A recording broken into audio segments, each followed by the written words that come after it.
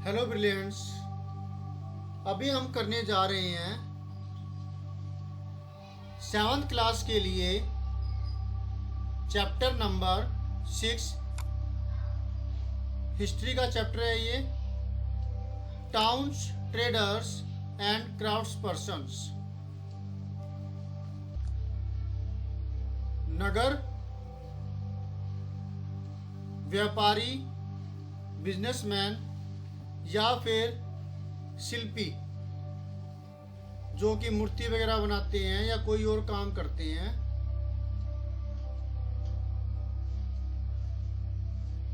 What would a traveler visiting a medieval town expect to find?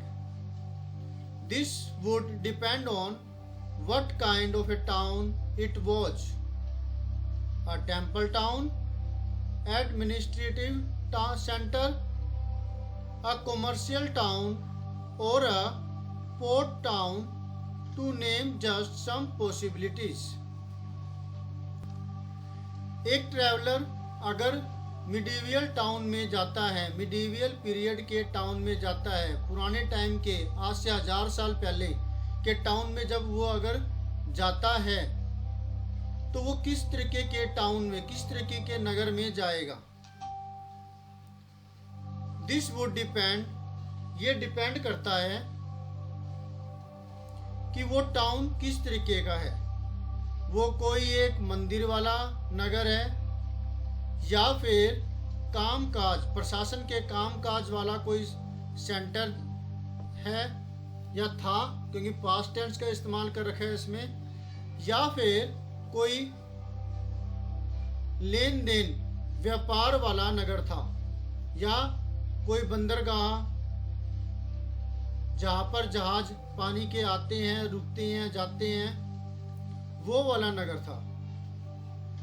ये कुछ possibilities है कि इनमें से कोई भी नगर हो सकता था वो, अगर कोई आदमी किसी नगर में विजिट करता है तो।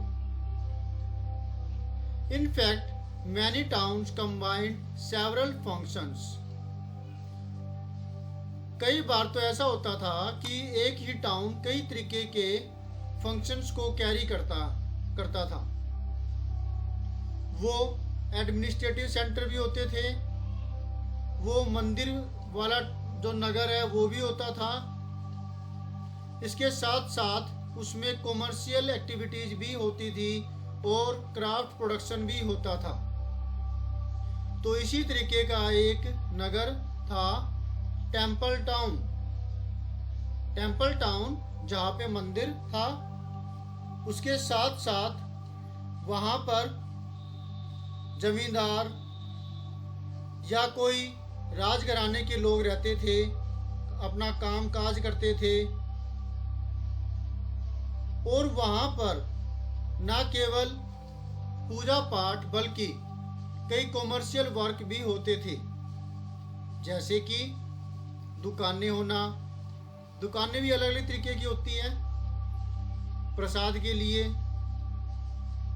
या फिर मूर्तियों को बेचने वाली, है ना, और भी कई तरीके की दुकानें वहां पर होती थी, लोहार की, सुनार की, क्राफ्ट प्रोडक्शन की। तो इन सब का कॉम्बिनेशन भी उस नगर में होता था। एडमिनिस्ट्रेटिव सेंटर्स, ऐसे नगर जो कि प्रशासन को चलाने के लिए, कामकाज के लिए जाने जाते थे, ऐसे नगर कहलाते थे administrative centres. You read about the Chola dynasty in chapter 2। Let's travel in our imagination to Tanjavur, the capital of Cholas, as it was 1000 years ago. आपने चोला डायनेस्टी के बारे में चैप्टर 2 में पढ़ा था, इसी ही क्लास के चैप्टर 2 के अंदर। तो चलिए हम तंजावुर, एक जो नगर है, उसमें चलते हैं अपनी ही इमेजिनेशन के अंदर, जो कि चोला राज की कैपिटल थी।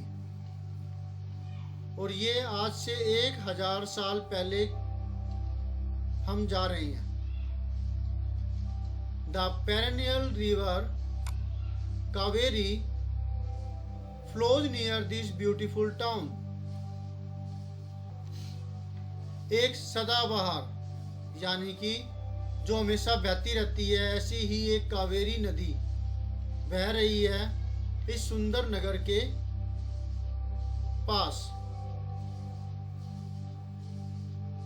कोई भी सुन सकता है। One hears the bells of Rajarajeshwara temple built by King Rajaraja Chola. कोई भी सुन सकता है राजराजेश्वर टेम्पल के अंदर घंटियों की आवाजें जो कि वहाँ के जो चोला राजा है, राजराजा, उन्होंने बनवाया था। The towns people are all praise for its architect Kunjaramallan Rajaraja Perunthachan, who has proudly carved his name on the temple wall. Inside is a massive शिवलिंग। जो टाउन के लोग हैं वो इन आर्किटेक्चर है, आर्किटेक्ट है, इनकी बड़ाई कर रहे हैं।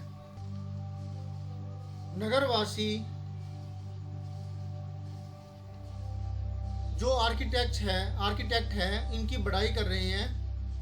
आर्किटेक्ट का नाम है कुंजरमलन राजराज पेरुथच्चन, जिन्होंने गर्व के साथ अपना नाम मंदिर की दीवार पर भी लिखवाया था। उन्होंने खुद ने लिखा था क्योंकि इन्होंने ही मंदिर के निर्माण में अपनी भागीदारी दी थी। इस मंदिर के अंदर एक बहुत ही विशाल भारी शिवलिंग है।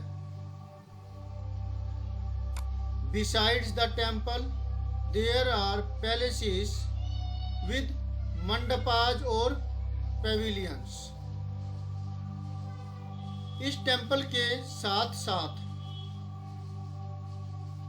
यहाँ पर बहुत सारे महल भी है और महल के अंदर है मंडप होते थे, पेविलियंस होती थी, मंडप होते थे।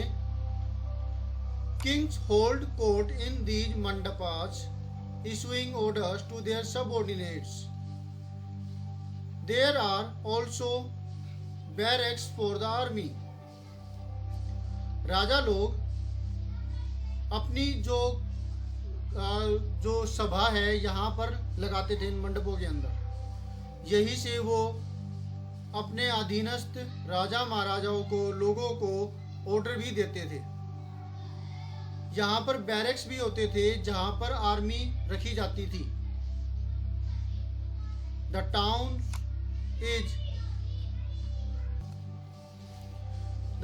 Is bustling with markets selling grain, spices, cloth and jewelry. Water supply for the town comes from wells and tanks. जो टाउन है वो भरा हुआ है लोगों से, जिसके अंदर अनाज बेचा जा रहा है, स्पाइसेस, क्लॉथ और ज्वेलरी ये भी बेची जा रही है। कस्टमर भी है और ट्रेडर्स भी है। इस टाउन के अंदर जो पानी की सप्लाई की जाती है वो कुओं से और तालाबों से की जाती है। The Saliya weavers of Tanjavur and the nearby town of Puria are busy producing cloth for flags to be used in the temple festival.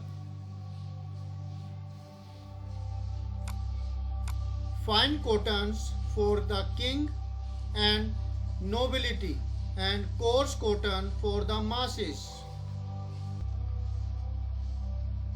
जो सालिया वीवर्स है, ये इनको कहते हैं, इनका नाम पड़ा हुआ है, जैसे कि मिस्त्री में राज मिस्त्री, वैसे ही सालिया वीवर्स है, बुनकर है, जो कि बुनाई का काम करते हैं तंजावुर के अंदर।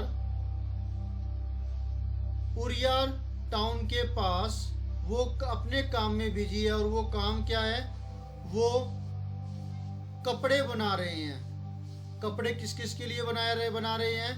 पहले मंदिर के फेस्टिवल के लिए, झंडों के लिए।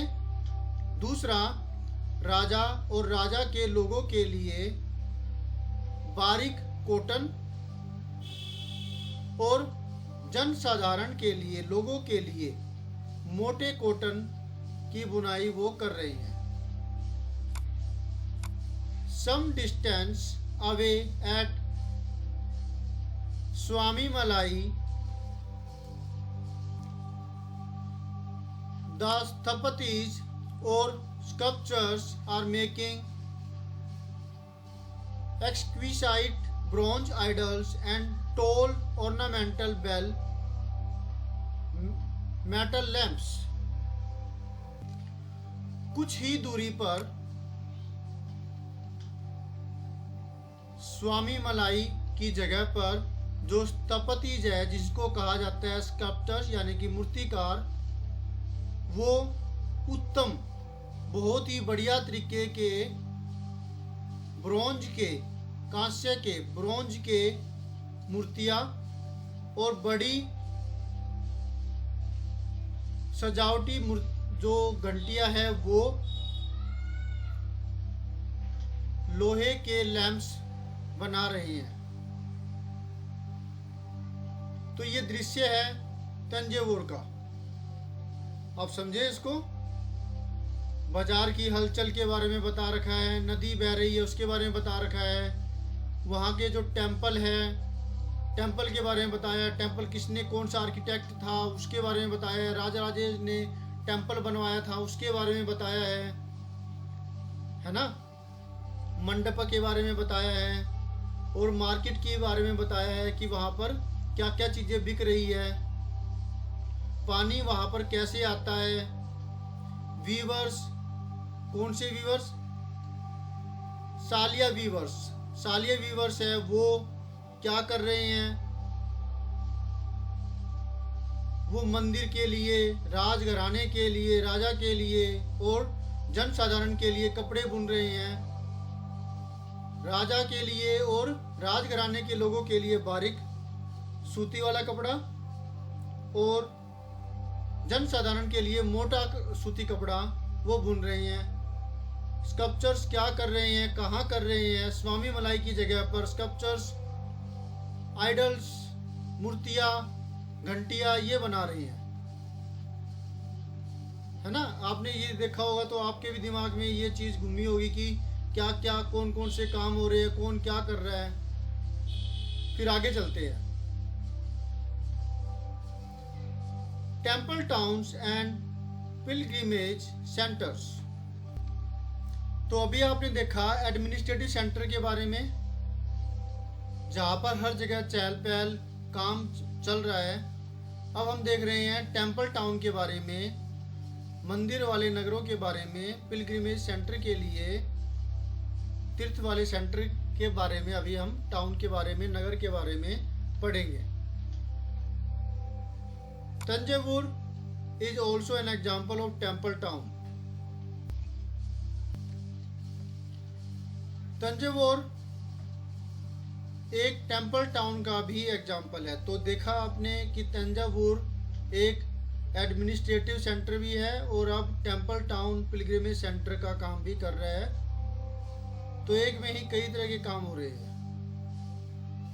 Temple towns represent a very important pattern of urbanization, the process by which cities develop. जो टेम्पल टाउन है वो अगवानी करते हैं अर्बनाइजेशन का, एक इम्पोर्टेंट रोल अदा करते हैं नगर के निर्माण का। ऐसे काम यहाँ होते हैं जिससे कि सिटी डेवलप होती है। Temples were often central to the economy and society. Temples समाज और अर्थव्यवस्था के लिए बहुत इम्पोर्टेंट हुआ करते थे। रूलर्स टेम्पल्स बनवाते थे to demonstrate their devotion to various deities. राजा लोग टेम्पल्स बनवाते थे अपनी श्रद्धा, भगवान के प्रति अपनी आस्था को प्रकट करने के लिए, और साथ ही साथ वो ये भी करते थे कि वो इससे उनकी प्रभुता नज़र आती है, उनकी पावर नज़र आती है, उनके मनी भी नज़र आती है टेम्पल से। जितना ज़्यादा टेम्पल भव्य होता था उतना ही ज़्यादा ताकतवर राजा माना जाता था।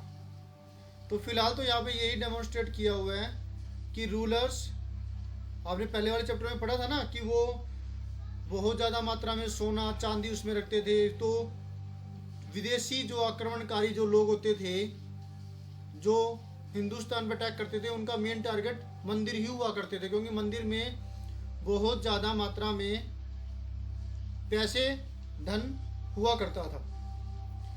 तो यहाँ पर राजा लोग अपनी पावर को की बजाय, यहाँ पर पावर के बारे में नहीं बता रखा है, भगवान के प्रति अपनी श्रद्धा प्रकट करने के लिए, अपने देवी देवताओं के प्रति अपनी श्रद्धा प्रकट करने के लिए टेम्पल्स बनवाते थे। They also endowed temples with grants of land and money to carry out elaborate rituals. और वो टेम्पल्स को जमीन और पैसे दोनों भी प्रदान करते थे ताकि उसके अंदर जो उनकी रिचुअल्स है, उनकी जो प्रथाएं हैं, जो क्रियाकलाप वहाँ मंदिर में होते हैं, उनको वो फाइनेंस करते थे। एंडोड मतलब प्रदान करना। Feed pilgrims and priests and celebrate festivals. Rituals के साथ साथ वो पैसे इस चीज़ के लिए भी प्रदान करते थे कि जो यात्री वहाँ पर भगवान के दर्शन करने के लिए आते हैं उनको भोजन कराया जा सके, पुजारियों को भोजन कराया जा सके, और वहाँ पे जो इम्पोर्टेंट फेस्टिवल सेलिब्रेट किए जाते हैं जिसके अंदर कई तरह की रिचुअल्स, कई तरह के रीति रिवाज किए जाते हैं, उन चीज़ों को भी वो फाइनेंस करते थे। Pilgrims who flocked to the temples also made donations। और जो यात्री जो तीर्थ स्थान पर जो आते थे लोग, जिनकी भीड़ वहाँ पे जमा होती थी, वो भी मंदिर के लिए डोनेशंस देते थे। क्लियर है?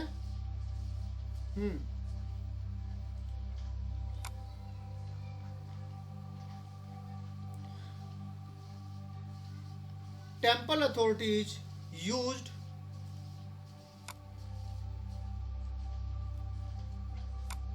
their wealth to finance trade and banking। अब जो ये वेल्थ है, जो बहुत ज़्यादा पैसे आ गए हैं, राजा महाराजा भी दे रहे हैं, अमीर लोग भी दान दे रहे हैं, साथ में जो तीर्थकार होते हैं, जो तीर्थ पर आते हैं, लोग आते हैं, भक्त लोग आते हैं, वो भी पैसे देते। तो इन सब पैसों का, इस सब वेल्थ का इस्तेमाल कहाँ होता था? तो जो टेम्पल की अथॉरिटीज होती थी, जो लोग जो सभाएं इसको संभालती थी, वो इस पैसे का इस्तेमाल करते थे ट्रेड को फाइनेंस करने के लिए, लोन देते थे उनको, बैंकिंग का काम करते थे। ठीक है। Gradually a large number of priests, workers, artisans, traders etcetera settled near the temple to cater to its needs and those of the pilgrims। लगातार ऐसा होने की वजह से बहुत ज़्यादा मात्रा में पुजारी, काम करने वाले लोग, कलाकार, बिजनेस पर्सन, ये सब उसके आसपास, मंदिर के आसपास ही सेटल हो जाते थे, रहते थे, किसी ने मकान बना लिया, किसी ने दुकान बना ली, कोई रेडी लगा रहा है ना। इस तरीके से वहाँ पर ये सब लोग जमा हो जाते थे और वो अपनी और जो तीर्थ स्थानों पर लोग आते थे उनकी जरूरतों को पूरा किया जाता है। अपनी भी जरूरत पूरी करते हैं वो, आजीविका की, रोजगार की, और लोगों की भी, उनको वो चीज़ प्रोवाइड करके जिससे कि उनका काम आसान हो जाए। तो दोनों का फ़ायदा हो गया ना, ट्रेडर्स का भी, कस्टमर का भी। आज के टाइम पे जैसे कि सालासर जाते हैं या मेहंदीपुर जाते हैं या वैष्णो देवी जाते हैं या अमरनाथ जाते हैं, तो इन जगहों पर आप देखोगे वैष्णो देवी के अंदर जगह जगह दुकानें हैं, मॉल है ना, दुकानें हो गई। तो ये सब क्या है, वो लोग वहाँ पर रह रहे हैं, उन्होंने अपना घर बना रखा है ताकि वो कस्टमर को उनकी डिमांड पूरी कर सके, साथ ही वो अपना रोजगार भी चलाते हैं। वैसे ही उस टाइम पर की ये बात है, चोला एम्पायर के टाइम की, तंजावुर की, ओके, जहाँ पे राजा राजा टेम्पल है और जो टेम्पल्स है उस टाइम पे थे, उन सब की बात है ये। थस ग्रू टेम्पल टाउन्स, और इस तरीके से मंदिर के नगर बढ़े। तो इसमें काम किसने वो कर दिया आसान? सबसे पहले फाइनेंस किया राजा ने, जो बड़े बड़े अमीरों ने, और उसके बाद ये क्या है, लोग आने लगे, भगवान की पूजा करते थे और फिर ये नगर बने। समझ में आ रहा है आपको? Well done, very good. Towns emerged around temples such as those of Vilaswamin, Bhilsa और विदिशा इन मध्य प्रदेश। टाउन नगर बसे इन टेम्पल्स के पास में, जैसे कि बिलस्वामिन था, भिलसा और विदिशा मध्य प्रदेश में, सोमनाथ मंदिर गुजरात में, और जो दूसरे इम्पोर्टेंट टेम्पल्स है, मंदिर है, टाउन्स, उनमें कांचीपुरम और मदुराई जो तमिलनाडु में है, तिरुपति बालाजी ये आंध्र प्रदेश में है। ये बहुत सारे टेम्पल्स के नाम है, टेम्पल टाउन के नाम है। पिलग्रिमेज सेंटर्स, तीर्थ स्थान, also slowly developed into townships. जो ये तीर्थ स्थान है ये टाउनशिप में भी कन्वर्ट हो गए। जैसे कोई एक छोटा सा गांव है, उसकी तरक्की होती है तो वो छोटे से कस्बों में कन्वर्ट हो जाता है, फिर वो टाउन में, फिर वो डिस्ट्रिक्ट में, ऐसे डेवलपमेंट होती है। वैसे ही जो ये तीर्थ स्थान है ये टाउनशिप में कन्वर्ट हो गए, जहाँ पर लोग हर तरह की गतिविधि यहाँ पे करते हैं। बिजनेस भी होता है, प्रशासन का कामकाज भी चलता है, एडमिनिस्ट्रेशन चलता है, भक्त लोग भी रहते हैं, सब कुछ है। वृंदावन उत्तर प्रदेश में और तिरुवन्नमलाई तमिलनाडु में। ये कुछ एग्जाम्पल है दो ऐसे टाउन के, वृंदावन एंड तिरुवन्नमलाई, ये उत्तर प्रदेश में है और ये तमिलनाडु में है। अब अजमेर की बात है। अजमेर जो राजस्थान में है, वो the capital of the Chauhans kings in the 12th century and later became the suba headquarters under the Mughals. Ajmer जो कि राजस्थान में है, ये पहले चोला राजाओं के अंडर में था, उनकी कैपिटल थी ये।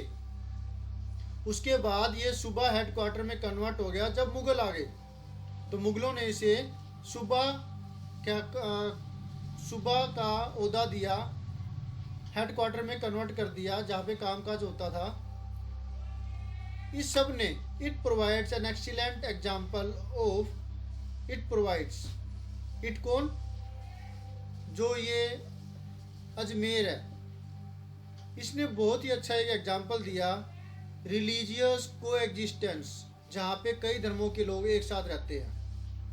ख्वाजा मोइनुद्दीन चिश्ती, द सेलिब्रेटेड सूफी संत, जो चैप्टर 8 में भी आप पढ़ोगे, who settled there in the 12th century, attracted devotees from the all creeds. Khwaja Moinuddin Chishti जो कि एक मुस्लिम संत थे, सेलिब्रेटेड संत थे, जिनके बारे में आप चैप्टर 8 में भी पढ़ोगे, वो यहाँ पर 12th सेंचुरी के अंदर, 12वीं सदी के अंदर वो यहाँ पर थे, सेटल यहाँ रह गए थे, रहते थे। और इन्होंने काफ़ी मात्रा में हर धर्म के लोगों को अपनी ओर आकर्षित किया। उन्होंने इनको मान्यता दी, वो इनको मानते थे। अजमेर के पास में ही एक लेक है जो है पुष्कर, उसने भी काफ़ी लोगों को पुराने टाइम से ही अपनी तरफ आकर्षित किया। लोग इनकी तरफ आते थे, इसको तीर्थ अपना मानते थे। तो इस वजह से भी यहाँ पर अजमेर में लोग आते थे। तो ये टेम्पल टाउन में कन्वर्ट हुआ। Okay, a network of small towns, small town का एक नेटवर्क, इसके बारे में पढ़ेंगे, लेकिन उससे पहले हम वो एक टॉपिक ऊपर रह गया, ये देखते हैं।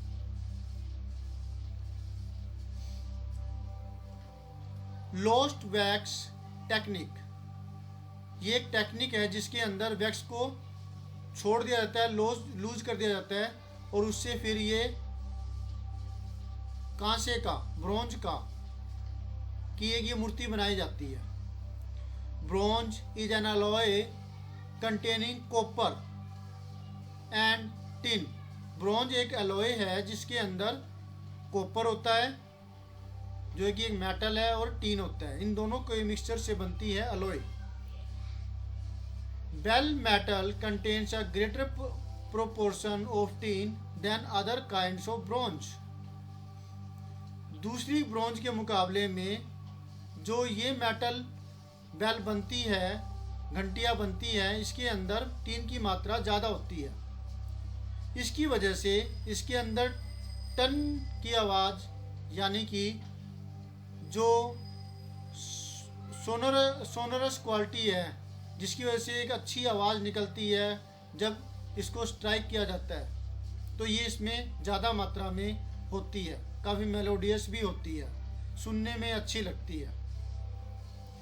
चोला ब्रोंज स्टैच्यू जो चैप्टर 2 में आपने पढ़ा भी था, वो इस टेक्निक के द्वारा बनाए जाते हैं। और वो टेक्निक क्या है?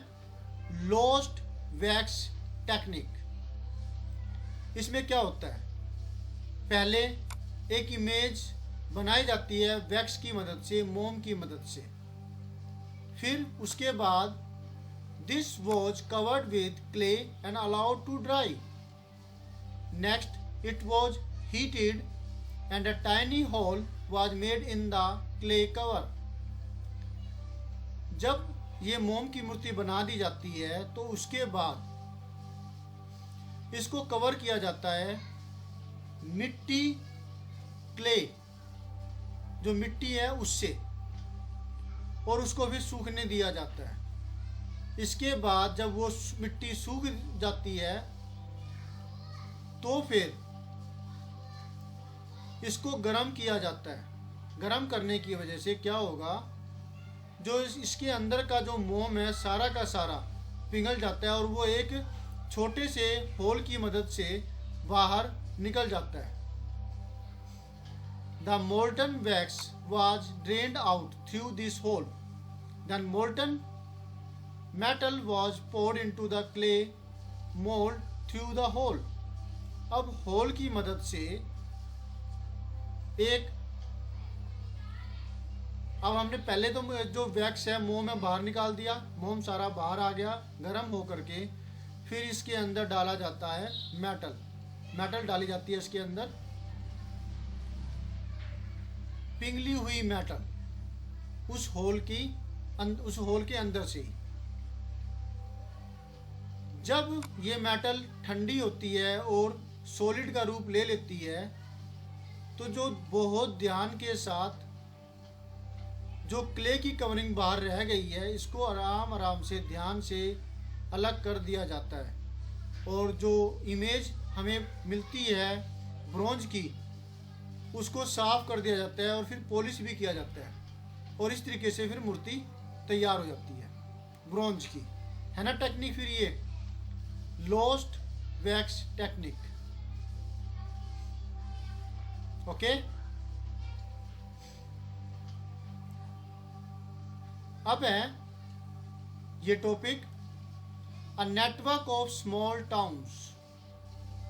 चलिए इसको हम नेक्स्ट लेक्चर में देखेंगे, और इससे पहले वाला अच्छे से आप समझिए और कीजिए। होप सो आपको अच्छे से समझ में आया होगा। तो मिलते हैं नेक्स्ट वीडियो में इसके अगले पार्ट के साथ। Please like, subscribe, share, comment and press the bell icon. आपके लिए लगातार चैप्टर अपलोड किए जाएंगे ताकि आपकी ज़्यादा से ज़्यादा हेल्प हो सके। बाय, मिलते हैं नेक्स्ट वीडियो में इसके आगे के पार्ट के साथ।